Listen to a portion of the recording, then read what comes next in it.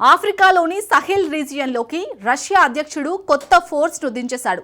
ఇన్నాళ్లు రష్యాకు ఈ ప్రాంతంలో గట్టి గ్రిప్ను వాగ్నర్ గ్రూప్ ఇచ్చింది. అయితే దాని బాస్ ప్రిగోజిన్ మరణం తర్వాత ఈ గ్రూప్ బలహీనపడింది. ఇటీవలి కాలంలో సహెల్ రీజియన్లో వాగ్నర్పై ఉగ్రవాదులు దాడులు చేస్తున్నారు.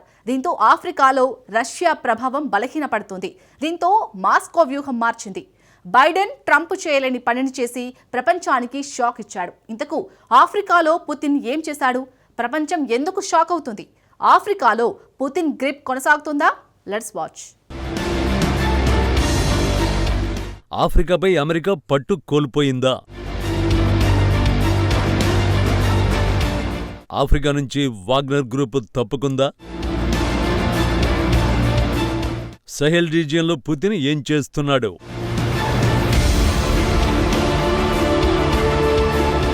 అమెరికా అధ్యక్షుడిగా జో బైడెన్ ఉన్నప్పుడు ఆఫ్రికాను పూర్తిగా విస్మరించాడు. ఈ ఏడాది అధికారంలోకి వచ్చిన డొనాల్డ్ ట్రంప్ కూడా అదే తీరు కనబరుస్తున్నాడు.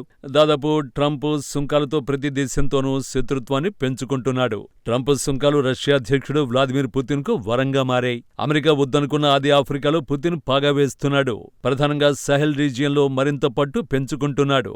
సహెల్ రీజియన్ అంటే అదేదో ఆఫ్రికా దేశంలోని ఓ ప్రాంతం అనుకునేరు.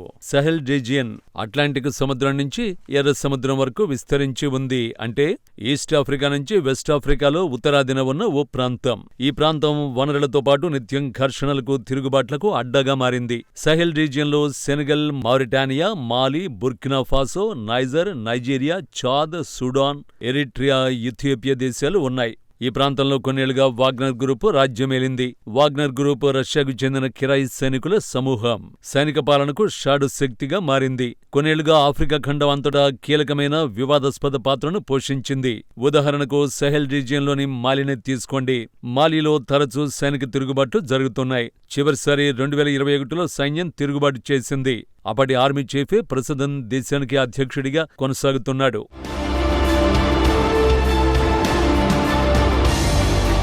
అయితే మాలిలో ప్రజలు తిరగబడకుండా, ఉగ్రవాదులు దాడి చేయకుండా అడ్డుకునేందుకు రష్యాను మిలిటరీ ప్రభుత్వం ఆశ్రయించింది. దీంతో ఆ దేశంలోకి వాగ్నర్ ఎంట్రీ ఇచ్చింది. ఈ ప్రాంతంలో రష్యాకు వ్యూహాత్మక ప్రయోజనాలు కల్పిస్తూనే సైనిక ప్రభుత్వాలకు రక్షణ కల్పిస్తూ తిరుగుబాట్లకు, సాయుధ దళాలకు వ్యతిరేకంగా వాగ్నర్ పోరాడింది. వాగ్నర్ తీరుపై మానవ హక్కుల ఉల్లంఘనల ఆరోపణలు వెల్లువెత్తాయి. అప్పట్లో వాగ్నర్ గురించి రష్యా నోరు విప్పలేదు. స్థానిక మిలిటరీ ప్రభుత్వాలు డోంట్ కేర్ అన్నట్టుగానే వ్యవహరించాయి. అయితే ఇటీవలి కాలంలో ఈ గ్రూపును ఉగ్రవాదులు టార్గెట్ చేస్తున్నారు. వాగ్నర్ గ్రూపు తీవ్రమైన దాడుల్ని ఎదుర్కొంటోంది. దీంతో వాగ్నర్ సామర్థ్యంపై సహెలీలో నీలినీడలు కమ్ముకున్నాయి. ఈ పరిణామాలు పుతిన్కు ఆందోళన కలిగించాయి. అందుకే ఈ ఏడాది జూన్ 6న అనుకోకుండా మాలి నుంచి వాగ్నర్ తప్పుకుంది అనే కంటే రష్యా తప్పించింది అని చెప్పడమే ఉత్తమమేమో. ఒక్క మాలి నుంచే కాదు, ఆఫ్రికా ఖండం నుంచి వాగ్నర్ను రష్యా పూర్తిగా తప్పించేసింది. అయితే ఈ ప్రాంతంలో తన గ్రిప్పును వదులుకునేందుకు మాస్కో ఇష్టపడలేదు. మరుసటి రోజే సహెల్ రీజియన్లో ఆఫ్రికా కోర్ప్స్ వచ్చి చేరింది. ఆఫ్రికా కోర్ప్స్ అంటే అదేదో ఆఫ్రికన్ కంట్రీస్ కు చెందింది ఏమాత్రం కాదు. అది రష్యన్ పారామిలిటరీ గ్రూప్. కానీ ఇది వాగ్నర్ను రీబ్రాండ్ చేసిన గ్రూప్ కాదు. సింపుల్ గా చెప్పాలంటే ఆఫ్రికా కోర్ప్స్ను రష్యా కొత్తగా సృష్టించింది. పైగా దీన్ని క్రెమ్లిన్ నేరుగా మేనేజ్ చేస్తుంది.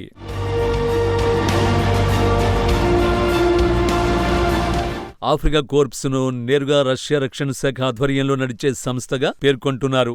మరో రకంగా చెప్పాలంటే ఆఫ్రికా కోర్ప్స్ అనేది క్రెమ్లిన్ నియంత్రణలో ఉన్న ఓ పారామిలిటరీ గ్రూప్. రెండో ప్రపంచ యుద్ధంలో తిష్టవేసిన ఓ జర్మన్ సంస్థ పేరు ఆఫ్రికా కోర్ప్స్. ఆ పేరునే రష్యా తీసుకుంది. తమ పారామిలిటరీ దళానికి ఆఫ్రికా కోర్ప్స్ పేరునే పెట్టింది. నిజానికి వాగ్నర్ గ్రూపును కూడా రష్యా ఎప్పటినుంచో తొలగించాలని భావించింది. 2023లో అప్పటి వాగ్నర్ బాస్ ప్రిగోజిన్ మాస్కోలో తిరుగుబాటుకు నాయకత్వం వహించాడు. ఇది ప్రపంచవ్యాప్తంగా కలకలం సృష్టించింది. ఈ తిరుగుబాటును బెలరూస్ అధ్యక్షుడు అలెగ్జాండర్ లుకషెంకో సద్దుమణిగించాడు. వాగ్నర్ చీఫ్ ప్రిగోజిన్ను శాంతింపజేశాడు. అయితే అదే ఏడాది అనుమానాస్పద విమానం కూలి వాగ్నర్ చీఫ్ మరణించాడు. ఈ నేపథ్యంలో మరో తిరుగుబాటు రాకుండా క్రెమ్లిన్ అప్రమత్తమైంది. వాగ్నర్ను తమ పారామిలిటరీకి అప్పగించింది. అప్పుడే ఆఫ్రికాలోని వాగ్నర్ను వెనక్కి తీసుకోవాలని పుతిన్ ఓ నిర్ణయానికి వచ్చాడు. ఇటీవలి కాలంలో వాగ్నర్ ప్రదర్శన పేలవంగా మారడంతో దాని స్థానంలో ఆఫ్రికా కోర్ప్స్ ను రష్యా తీసుకొచ్చింది. ఆఫ్రికా కోర్ప్స్లో దాదాపు 70 నుంచి 80% మంది వాగ్నర్ గ్రూపుకు చెందినవారే ఉన్నారు. కానీ వారు భిన్నంగా పనిచేస్తారు. నిజానికి వాగ్నర్ యుద్ధ భూమిలో చురుగ్గా పనిచేస్తుంది. ఆఫ్రికా కోర్ప్స్ మాత్రం కేవలం సలహాలకే పరిమితమవుతుంది. నిజానికి వాగ్నర్ రహస్యంగా పనిచేసింది.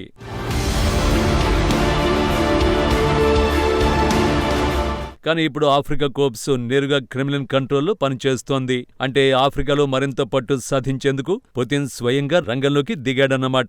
మరి ముఖ్యంగా ఆఫ్రికా కోర్ప్స్ను రష్యా ఏర్పాటు చేయడంతో సహెల్ రీజియన్లో క్రెమ్లిన్ సైనిక ఆపరేషన్ అధికారికంగా మారింది. రహస్య కార్యకలాపాలు నిర్వహించిన వాగ్నర్ను తీసేసి నేరుగా రష్యానే యాక్షన్లోకి దిగింది. నిజానికి సహెల్ రీజియన్లో ఆఫ్రికా కోర్ప్స్ సైనిక ఆపరేషన్లు నిర్వహిస్తున్న దాఖలాలు లేవు. మాలిలో మాత్రం మిలిటరీ సైనిక శిక్షణ ఇచ్చేందుకు ఆఫ్రికా కోర్ప్స్ వినియోగిస్తున్నట్టు నివేదికలు వెల్లడిస్తున్నాయి. సాధ్యమైనంత వరకు సైనిక పాలకులకు రక్షణ కల్పించేందుకు ఆఫ్రికా కోర్ప్స్ను రష్యా వినియోగిస్తోంది. అంతేకాదు కీలకమైన మౌలిక సదుపాయాలను, ఉగ్రవాదుల దాడుల నుంచి రక్షణ కల్పిస్తుంది.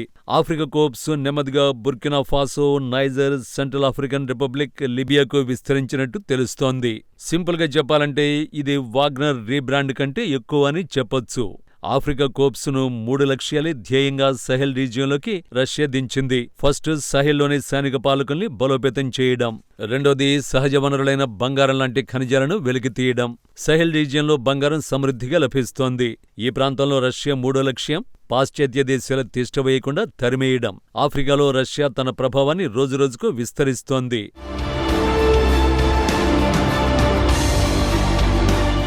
పైగా ఇప్పుడు ఆఫ్రికాలో రష్యా కార్యకలాపాలు చాటుగా ఏమీ చేయడం లేదు. వనరులు సమృద్ధిగా ఉన్న సహెల్లో కేవలం సైనిక ప్రభుత్వాలకే రష్యా మద్దతు ఇస్తోంది. అమెరికా, యూరోప్ దేశాలను ఆఫ్రికా నుంచి తరిమేస్తోంది. దీంతో సహెల్ ప్రాంతంలో రష్యా అధికారికంగా, వ్యూహాత్మకంగా, నిర్మాణాత్మకంగా మారుతోంది.